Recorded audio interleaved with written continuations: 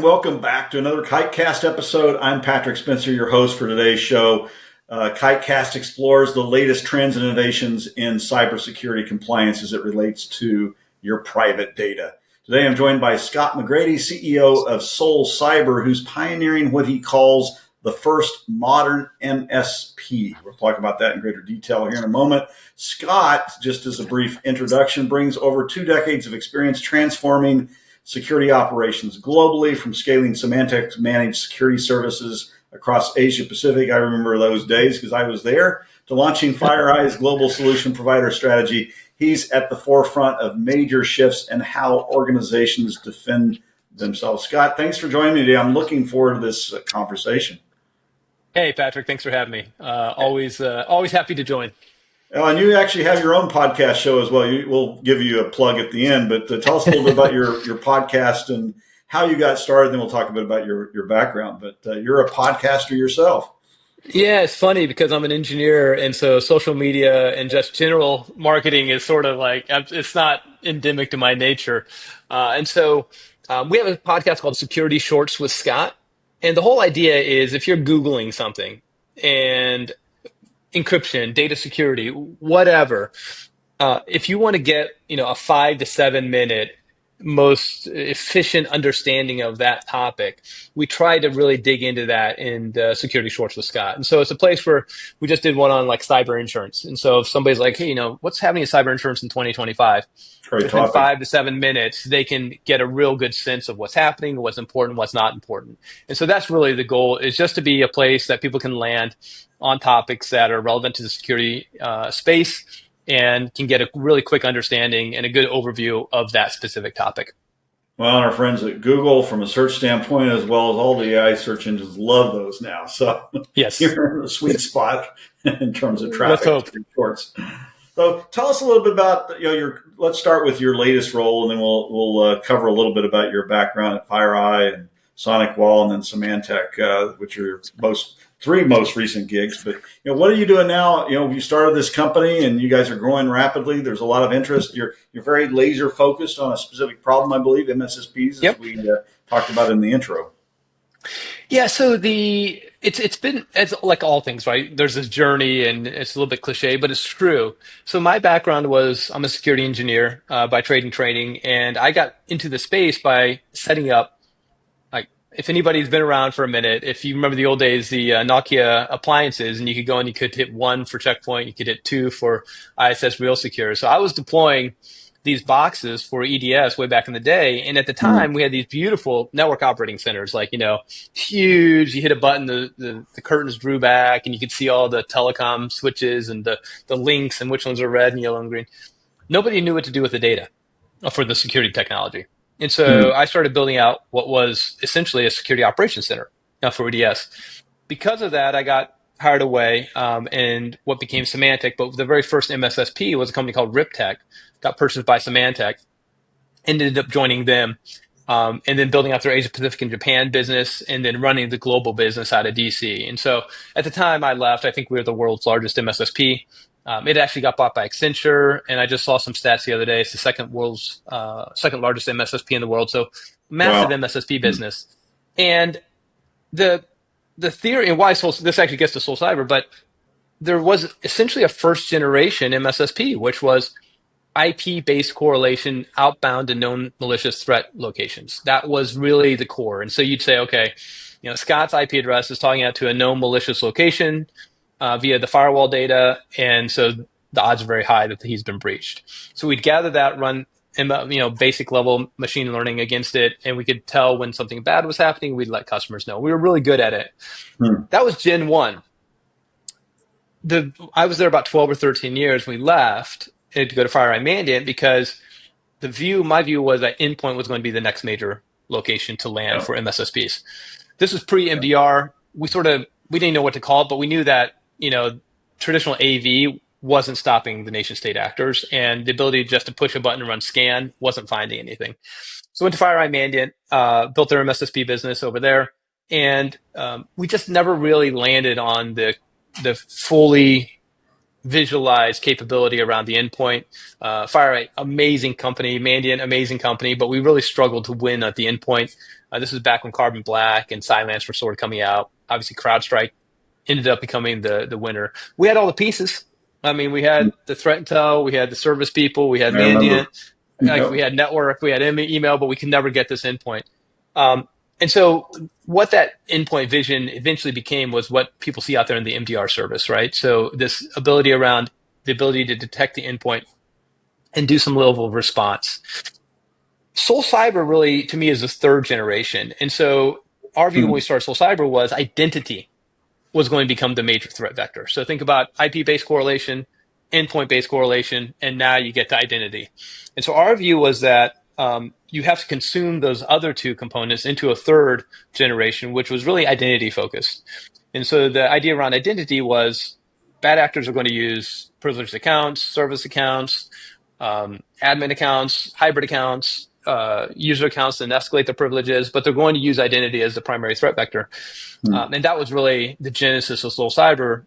And then on top of that, our view was that customers were looking for better connectivity with their MSSP. So the days of like an arm's length relationship, which is like, we'll call you, don't call us. We'll send you alerts, you do something with them. Maybe that's great for a super big bank, but for most companies out there, even companies with like 10 or 15,000 people, They don't have mature employees, stock and so forth to handle all that. Yeah. and they want to call you. They want to say, hey, I've got a problem. I got a problem. I don't know if it's my endpoint. I don't know if it's my machine. I don't know if it's the cloud. I don't know where the problem sits, but security may be a part of that. So I want you to help me sort of, solve that problem. So they want that level of connectivity outside of just a traditional security. It's great to bop a bad actor on the head and kick him out of the network. But obviously, they want to be able to talk to you. And so really, if you take the core vision of SolCyber, it's identity-based threat detection and response, identity-based services combined with a closer relationship with the customer that allows them to call in and talk to us, basically when they need to, and help them with other things besides, hey, here's an alert we threw over the fence that you're trying to catch. Interesting. Yeah. We would argue that that security perimeter at the network is important, the perimeter at the endpoints is important, but you also got to have the data security pieces. Do you see an evolution happening in terms of identity and access to data? Who has access, where they're at, what they're doing activity-wise, what levels of access they need to be granted, et cetera? Yes. The most fundamental challenge that people have out there is managing identities is just a pain. It's just difficult. It's not easy. Yeah. And the reason is, and this goes all the way back to like when I was setting things up. I remember 20 years ago, maybe more, configuring, devices. And if you weren't using admin, you're like, okay, screw it. I'll just use admin because I'm having this problem. I don't know where the problem is. I'm in too much of a hurry. So what happens is organizations overprivilege accounts on a consistent basis, consistently. And they overprivilege the accounts to get access to the data or to have the data or the APIs that access the data do the things they want to do versus the troubleshooting of figuring out why it is that they're not being allowed to do it if they're not an overprivileged account. And so to me, and sort of where you guys sit, is this, the data security is, the whole shift left movement, data security, all that is in the DevSecOps. You've got to secure your data, and the data moves to all these different locations. And so you have to do that.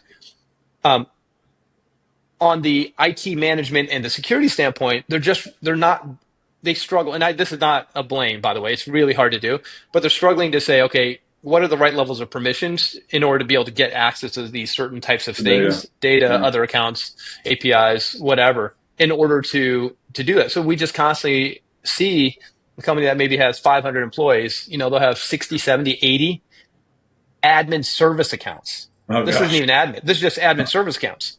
And so if you're a bad actor, what are you going to do? You're going to go straight for those service accounts. We see hybrids. So we see service accounts being used, browsing the web, like being used as like an actual like independent user. Wow. Yeah, profile. I mean, so and then organizations don't know this happens because it gets provisioned to get something done, and then of course it never gets deprovisioned.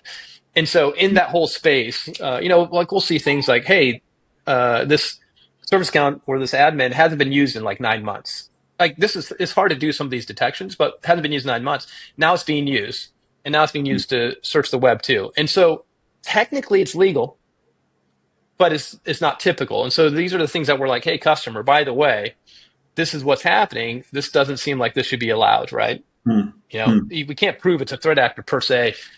Sometimes we can. Sometimes we can trace back what happened. But you get it. So that's really where you see this intersection between data security and identity-based security is the fact that people struggle to keep their identity directories clean Yeah. and struggle to keep the over-provisioning of access to either individuals or service accounts.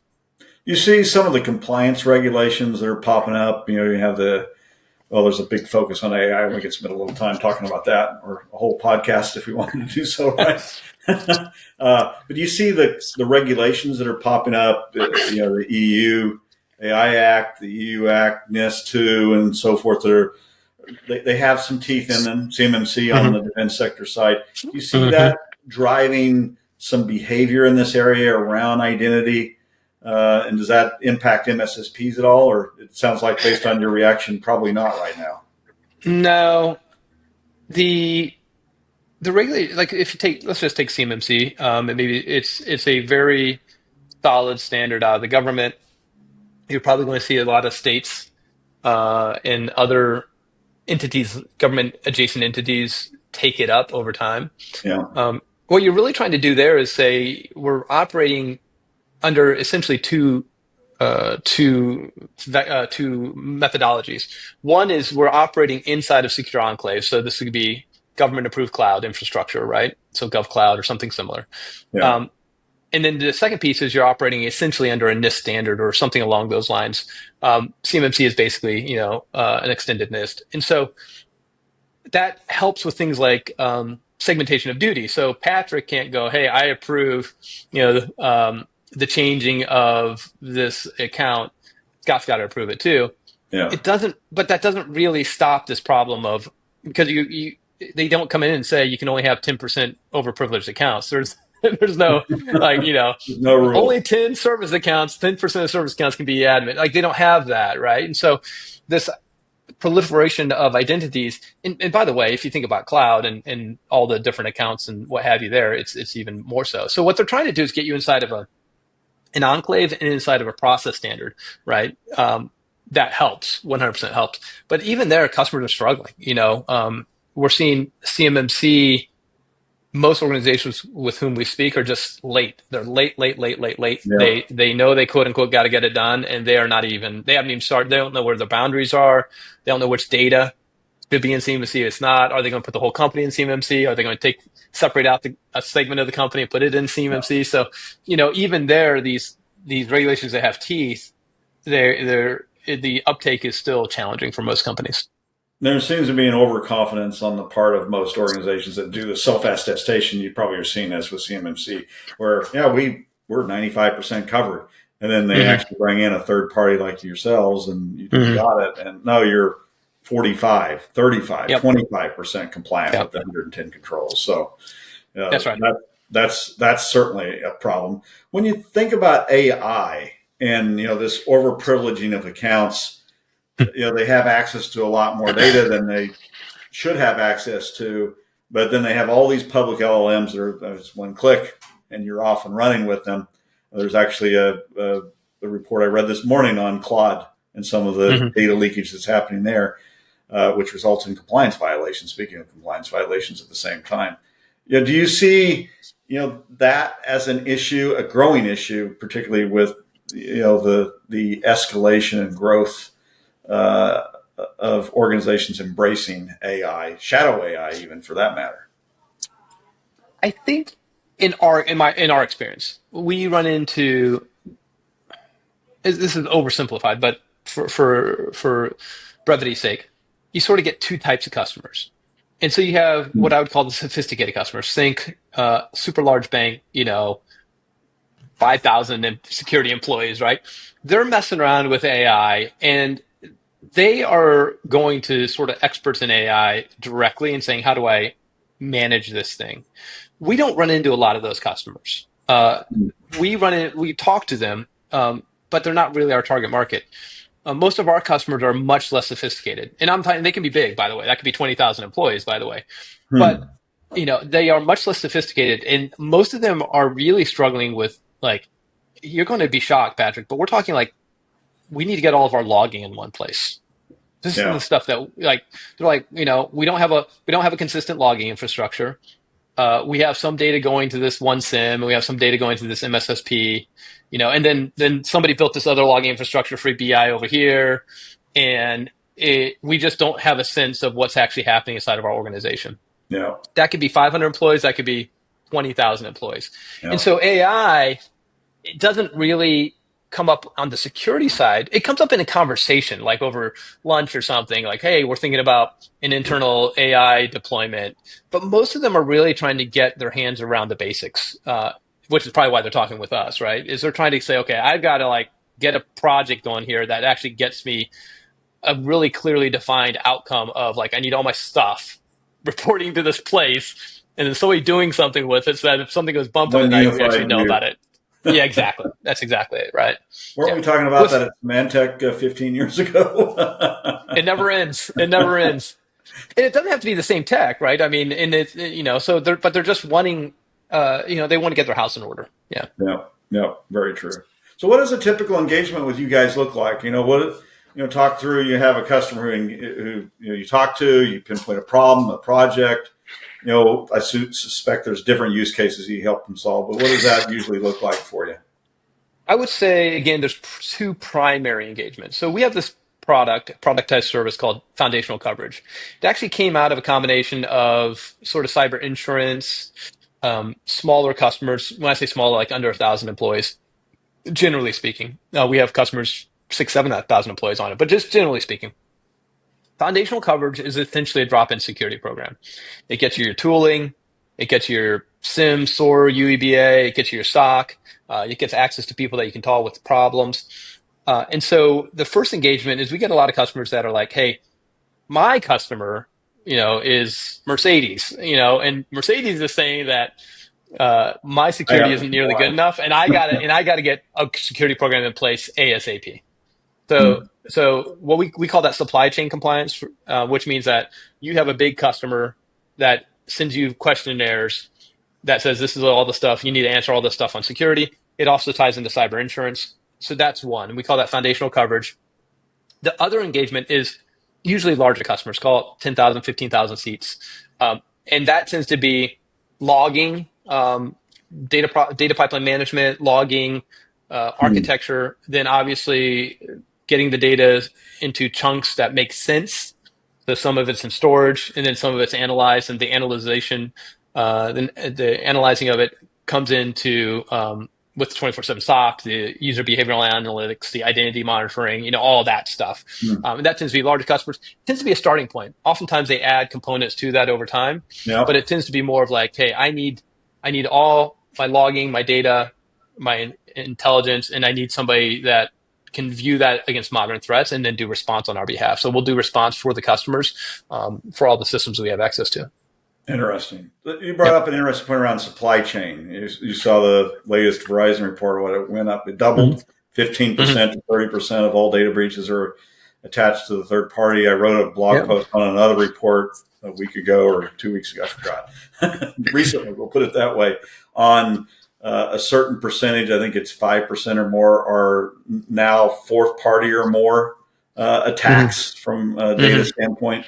Um, how serious do you see, or do companies, I guess maybe this is the better question, do companies really understand the severity, the risks that exist when it comes to the third parties that they exchange data with, they give network access to, and it could be individual contractors, it could be, multinational Fortune 500 companies at the same time.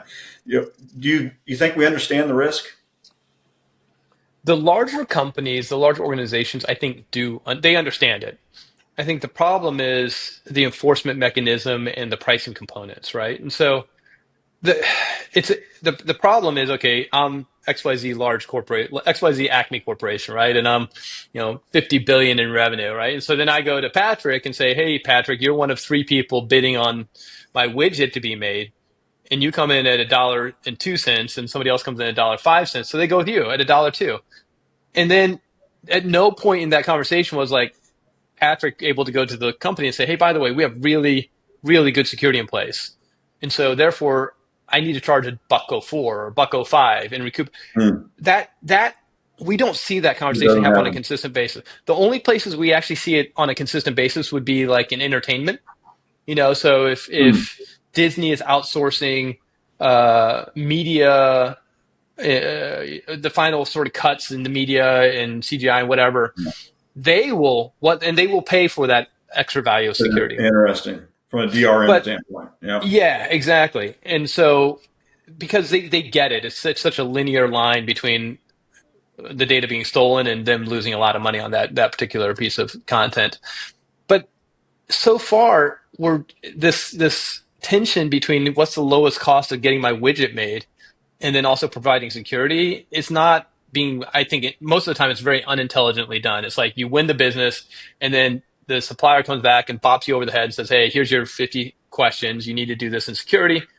If they're one of our customers, we'll help them actually with that. But a lot of times, the customer's like, okay, how do I do this as cheap as possible? Because I didn't really bid into the process. Like that fact that I've got to go buy an EDR, advanced email protection. I need phishing simulation security awareness training. I need somebody to look at all this stuff. Like that just wasn't in the, proposal. And some of these dollars are tiny. I'm paying Patrick, we'll come to customers and like, hey, this is $70K a year. And like, yeah, that takes away a lot of our margin. Right. So it's a challenge. Yeah. Well, we turn away people. We look at technology tools, cool technology tool. We'd love to bring it in from a marketing standpoint or operational standpoint. Sales, you probably do the same thing. They're not SOC 2. We can't use them because we have security standards in place. So simple things like that from a security certification validation standpoint are important. Are you seeing more and more organizations using that to vet potential vendors, vet potential third parties? And that's baseline SOC. Do you see FedRAMP coming into play? FedRAMP moderate, FedRAMP high. We just got FedRAMP high actually earlier this year, and we're seeing this come in, which is hard to do, as you well know, and our audience knows. Very, very challenging. I think SOC 2 type 2 that's been around forever. We had it at Symantec, all those years ago. We did it every year. It's almost like people just ask it. Like, and some say, can you send it over? Yeah, sort of table stakes. So I think it's one of those checkbox go, no go type things. I do think there is an aspect of liability that is offloaded from the customer when the underlying technology or service provider has SOC 2 type 2. You're like, hey guys, like we did our due diligence. These are all the things. Plus, they have this. So it is a helpful, I guess, gating function in a lot of ways. And now I think FedRAMP, that whole game is a completely different game. We are not seeing so far a customer saying, I'm going to go into FedRAMP, medium, moderate, or definitely high, unless they're being driven there, So there's the only people with whom we've spoken that matters is they're like, we are trying to win this deal in government right now. We're only going to win it if we're FedRAMP high. And so we're going to either use you because you're FedRAMP high and they can slow down, the rules, slow down the terms, that from you all, or they're going with like an Anisian or somebody that can get them into FedRAMP high, like as a cloud stack faster. Are you finding, we've had this, we've both been in security for a long time, organizations that claim we're FedRAMP equivalent. Which means they haven't gone through the audit process. They probably had someone on their security team go through the controls and check them off. Do you find, those are false advertisers, or that's what we claim to be the case? It's not the same as being FedRAMP moderate or whatever the validation might be. I have not seen that. The closest thing I've seen is saying FedRAMP accepted, which means they've been accepted into the process to become FedRAMP. Yeah. But they haven't checked, gotten all the boxes checked, or, they have a sponsor. I've seen that. I haven't seen FedRAMP equivalent or magical FedRAMP, or I don't know what you call it. I personally haven't seen that. Stay away. That's right. Shifting gears a little bit, on your website, you advertise, there's four or five, six different things that you recommend as a baseline when it comes to security to an organization. It might be a startup, Mm-hmm. might be an organization that just doesn't have the right security processes in place. What are those? What do you recommend?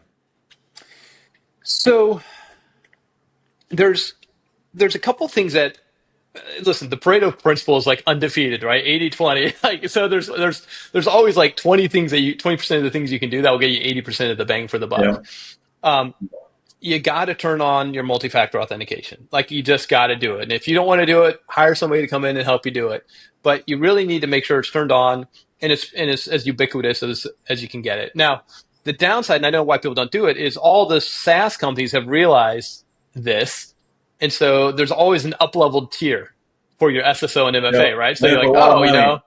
and it's a ton of money. So It it's like, is. oh, we love Monday. Not we, but we're just saying a company says, I love Monday.com. I guess, it's whatever, $12,000 a year. Like, well, if you want the SSO version, now you're 20. paying 30,000, right? And so I get it. Like, it's the surcharge you're paying, but so I really do get it, but it's like the fastest way to sort of getting yourself into a better position. Session credential theft, session hijacking, all that's doable, but it's a lot more challenging. So MFA, and then we call it the triumvirate. You sort of got to do this. You got to have good endpoint detection in Yep. response. You have to have advanced email threats. No offense to our friends at Microsoft and Google, they're both great, but you need something on top of that that's really good at BECs and ATOs, business email compromise and account takeover. You want to be able to have visibility if a bad actor's inside of your email. Yeah. And that's outside of traditional security provided by the large platform providers. And then this one is not sexy. You got to do it for insurance, which is phishing simulation security awareness training. It's a checkbox exercise, but we call it the triumvirate. You sort it. All three of those will always get asked if you're trying to get your cyber insurance, which leads me to the fourth thing, which is you really should get your cyber insurance. There's no real reason why. I just did a podcast myself on cyber insurance. The pricing has come down. It's a buyer's market. Now's a good time to get into it.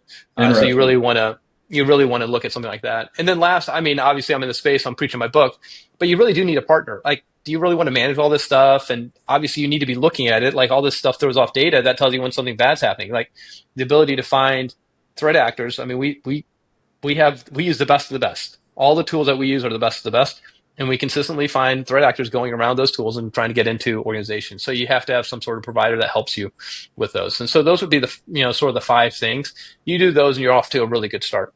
That's great. We asked some questions with Coalfire in our CMMC report we published a few months ago around engagement of the third party and the maturity of security as well as compliance within those organizations. Those that, guess what, had third party experts helping them were a lot more mature than the ones that are trying to do it in house and do it themselves. And Patrick, I get I can't. There's so many analogies, but I have this joke like it's Friday afternoon. I need to clean my kitchen, but all my buddies are like, "Hey, I got a tea time at this really nice golf course," right? Well, I'm not going to go. I sort of need to stay around and clean my kitchen. I'm going to go play the freaking golf course, and that's really security. Security gets consumed by the mandatory and the urgent, right? And so I tell everybody, I get it. Like, you don't want to spend the money, but just set the money aside and get a really good partner that can help you with this stuff. It's just going to get it off your plate. Get it off your plate so that you have somebody that can protect you and help you when you got problems. Get it off your plate, and you're just going to be in a lot better spot. So have somebody clean your kitchen for you, because then it's going to get done, and you come home and you feel great. That's fun. I don't know. I'm always trying to find an analogy for but I don't know. Golfing on a Friday afternoon always sounds fun to me.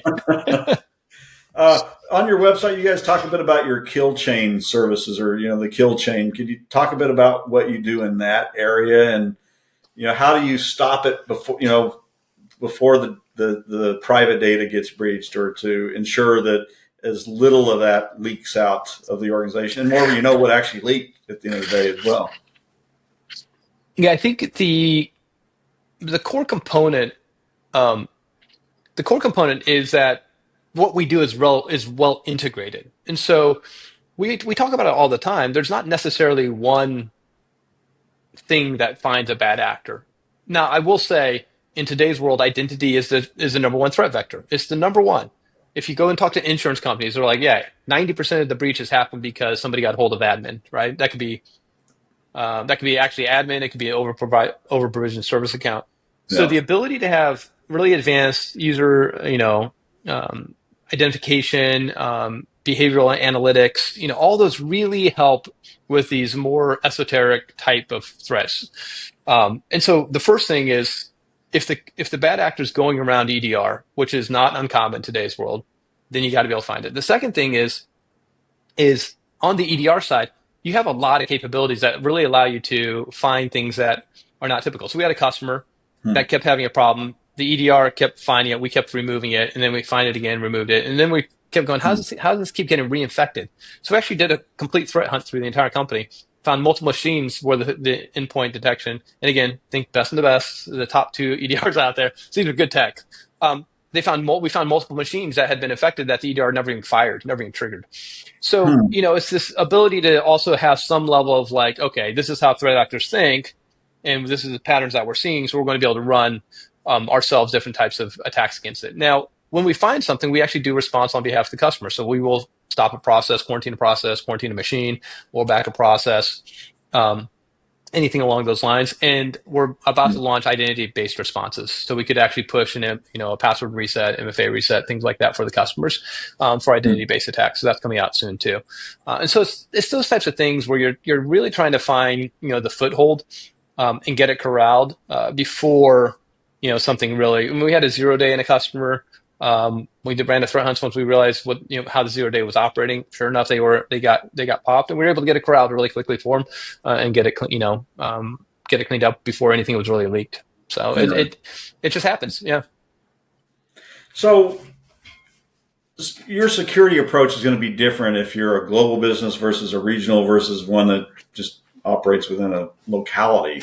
If hmm it's a startup, you know, what differences do you have when you're trying to implement a security program that makes sense for your business in those instances? How do you work around those parameters, and how do you your risk levels around data security probably vary based on that model as well. It's a really good question because you can be you could be like almost an entirely SaaS based company. So let's just say you're 100 employees. You could literally be almost nothing that wasn't SaaS. And so really you're just trying to protect your access to into the SaaS platforms because obviously you can't dictate to Salesforce how to secure Salesforce, right? So in those particular cases, you actually have a relatively constrained domain with which you're trying to secure your organization. Pretty easy to get cyber insurance. You're in a pretty good spot there. Obviously, Hmm. multinationals have all kinds of other things. So the problem we see with multinationals is it's very easy for them to get caught up in a unprogrammatic approach. And so Hmm. what happens is they're getting sort of yanked from fire to fire to fire, and they're never able to really get their feet under them and say, okay, we're going to run an assessment, right? And so say, Hmm. where are all my major gaps, right? And we're going to try to get like fire lanes built in so that we can at least try to make sure that stuff is under control. And then we're going to take a programmatic approach to fixing, the major problems. And that's really when we talk to the multinationals, they're just not in a position where the ones that are having problems, they're not in a position where they've been able to programmatically address security across the organization. A lot of times somebody new has been Interesting. brought in. We get for whatever reason, we get a lot of like, hey, I'm a new CIO, I'm a new CISO. We're really trying to get our hands around this. The company grew, we bought a bunch of companies, whatever the Gap reason is, and analysis now and they're assessment. Yeah. yeah, exactly. And so it's the companies that tend to do well, you can ask them and they'll be like, yeah, here's our program, here's the stuff that we haven't done well. This is our Fully we've recognized documented. it. Yeah, Yeah. it's documented. I know where everything is. I know where the bodies are buried. We just can't uncover them all today. So we're just going through and picking which body and which location, and we're just Hmm. making a consistent, path to it. Those are easy customers for us to work with because they tend to know what they need. And if we, and they're like, yeah, you guys provide it. So bang, let's go and then help me get these other things or not because I'm going to go take care of those because you guys are taking this other stuff off my plate. Hmm. Interesting. Candidly, the harder customers are the ones that are having more problems, but they're almost so overwhelmed that we can't really get them to like, go, okay, let's Stop walk and through. Yeah, think. stop for a second. Yeah, exactly. Interesting. Yeah. Now, One last question here. I'm curious to hear your answer. Your background in cybersecurity is the route, the journey that you've had professionally is a bit different than the typical journey of the interviewee that we have on KiteCast. Usually they're a Right. CISO. They maybe have started their own business, but they were formerly a CISO. That's not how you got to where you're at. So talk a bit about, your journey, and how you ended up where you're at and how you build a highly successful career in cybersecurity. Yeah, I some of it is it's so interesting the path that gets you to where you are. But Yeah. one of the things it's hilarious. So when I get asked by like kids and what have you, like what does it take to be successful? I have this I call it talent stacking, right? You want like you either need to be the Michael Jordan, right? You need to be so good that people can't ignore you Yeah. in this one thing. I said, but for most mere mortals, you need what I call talent stacking. I said one of the luckiest things that happened to me is the university I went to mandated 4 years of speech course. It wasn't, and I Huh. hated it. It was like one of the most like the first speech is a It 3 minute worked. icebreaker, and I was terrified, Patrick, terrified, like sweating, like just. I mean, I was an I was I'm an introvert, right? I was an introverted engineer, and so, but probably one of the best things that happened to me. So when I came out, I was deploying security networks, and I kept getting asked to go see customers, and there wasn't really a sales engineer as a concept back then. So I was deployment, but when customers would ask about the security around the web infrastructure, I would get drug out there and I'd explain what we were doing. And so my background is technical enough to these days to still understand obviously what's happening, but I spent so much time on the business side, and I think and then on the I don't even want to call it sales. I don't view myself as a salesperson, but on helping customers try to solve problems, right, and trying to explain it in ways that they understand. And if you can do those two things well, then customers tend to buy it, right? Strategic solutions. Yeah. And so I think that really was the path I got. I got sent to Asia, and it was really a general manager role. Is set up security operations centers, help customers in region understand what managed security services is, and then obviously help them close, and then deliver the capability. So it was a really nice fit for my skill set because I like the business. I like the business aspects of a business, how they work. I like helping customers. One of the best things is to get a customer, have them installed and up and running, and then something happens, like, oh my God, thank God you guys were there. Like we would have never known that before. Like that is one of the best things ever. And so that the whole 360 is interesting to me. And so what I tell anybody out there, and even if you want to be a CISO and then go to CIO or whatever, if you can become a really good project manager or run a program well, like take that skill that you have natively in tech, and then buffer it with one or two others, and you become indispensable. And that Yeah. really, I think, is the secret sauce because most of us, there are very few people that are such a genius. I mean, there's some people like in communication, absolutely geniuses at the ability to articulate an intelligent thought.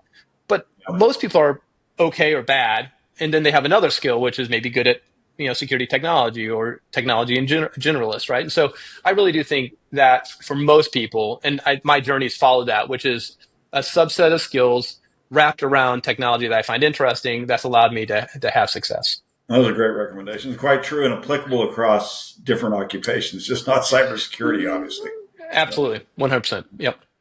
well, unfortunately, we're about out of time, Scott. But before we do so, one, how can folks find out more information on your podcast, where they go? And then two, how do they engage or communicate with you? I suspect LinkedIn is a good starting point. And then, where do they find your company?